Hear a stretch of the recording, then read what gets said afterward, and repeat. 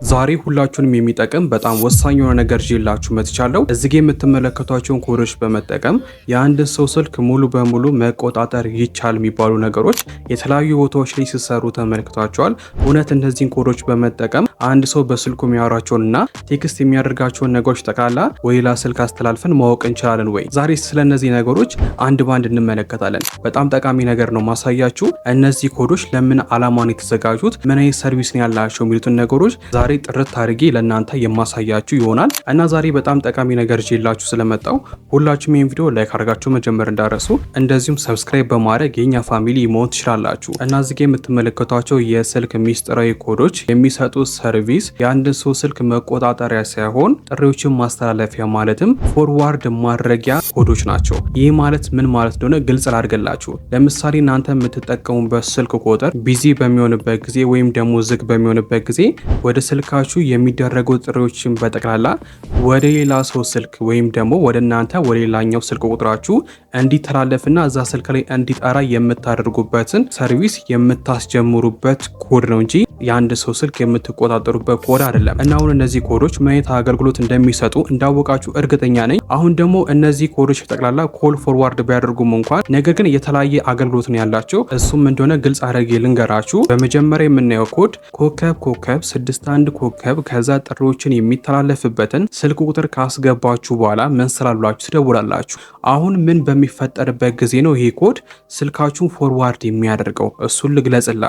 ወደ ስልካችሁ ስልክ በሚደወልበት ጊዜ እናንተ ስልኩን ካላነሳችሁና አንሰር ካልሰጣችሁ ከዛ በድጋሚ በሚደውልበት ጊዜ በዚህን ጊዜ ምን ያደርግላችኋል?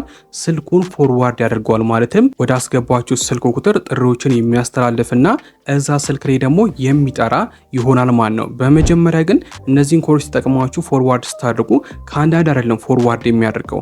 በመጀመሪያ ምን ይላል? ጥሪዎችን እያስተላለፈ ነው፣ መስመር ላይ ይጠብቁም ብሎ ነው ከዛ ወደዛኛው ስልክ የሚጠራው። ሁለተኛው ኮድ ደግሞ ኮከብ 67 ኮከብ ከዛ ጥሪዎች የሚተላለፍበትን ስልክ በማስገባት መስራት ብላችሁ ትደውላላችሁ። ይሄ ደግሞ ምን ሲፈጠር ነው ፎርዋርድ የሚያደርግላችሁ? ቢዚ በሚሆንበት ጊዜ ለምሳሌ ስልካችሁ በኔትወርክ ምክንያት በጣም ቢዚ ይሆናል፣ ወይም ደግሞ እያወራችሁ ምናምን ቢዚ ልታደርጉ ትችላላችሁ።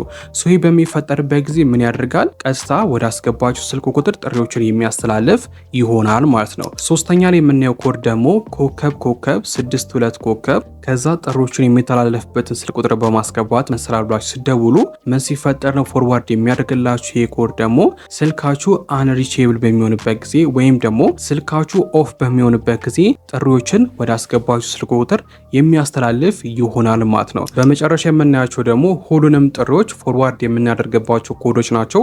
ማለትም ስልካችሁ አንሪቼብል ሲሆን፣ ቢዚ ሲሆን፣ እንደዚሁም ዝግ በሚሆንበት ጊዜ ሁሉንም ጥሪዎች ፎርዋርድ ያደርጉልናል ማለት ነው። እና ቀጥታ ወደ ስልካችሁ መደወያ በመግባት ኮከብ 21 ኮከብ ከዛ ጥሪው የሚተላለፍበትን ስልክ አስገብታችሁ መንሰላሏችሁ ስደውሉ ሙሉ በሙሉ ጥሪዎችን ፎርዋርድ ወደዛ ስልክ የሚያደርግ ይሆናል። በተመሳሳይ ደግሞ ኮከብ 004 ኮከብ ስልክ ቁጥር አስገብታችሁ መንሰላሏችሁ ስደውሉ ልክ እንደዛው ሁሉ ሁሉንም ጥሪዎች ፎርዋርድ የሚያደርግላችሁ ይሆናል ማለት ነው። እነዚህን ኮዶች በመጠቀም ልክ እንደዚህ ፎርዋርድ ሰርቪስን ማስጀመር ይችላላችሁ። እንደዚሁም አንዳንዶቹ የተለያየ ሰርቪስ ነው የሚሰጡት፣ እሱን ደግሞ ተመልክተናል። አሁን ደግሞ እንዴት አድርጋችሁ ስልካችሁ ፎርዋርድ መደረጉና አለመደረጉን ቼክ እንደምታደርጉ ላሳያችሁ። ወደ ስልካችሁ መደወያ በመግባት ኮከብ 21 መንሰላል ብላችሁ ስደውሉ ልክ እንደዚህ ያመጣላችኋል። እና እዚህ ጋር የምትመለከቷቸው በጠቅላላ ኖት ፎርዋርደር ከሆኑ ስልካችሁ ፎርዋርድ አልሆነም።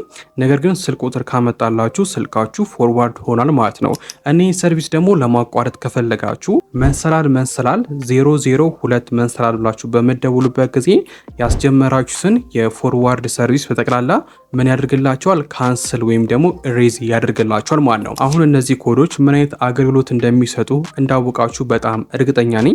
ከዚህ በኋላ የተለያዩ ቦታዎች ላይ ስለነዚህ ኮዶች የማይሆኑ ነገሮች ሲሰሩ እናንተ ቀድማችሁ ስለነዚህ ነገሮች ስለምታውቁ መታለል አይጠበቅባችሁም። የዛሬ ቪዲዮ በጣም እንደጠቀማችሁ እርግጠኛ ነኝ። ላይክ ማድረግና እንደዚሁም ጥያቄ ካላችሁ ኮሜንት ላይ አስቀምጡልኝ።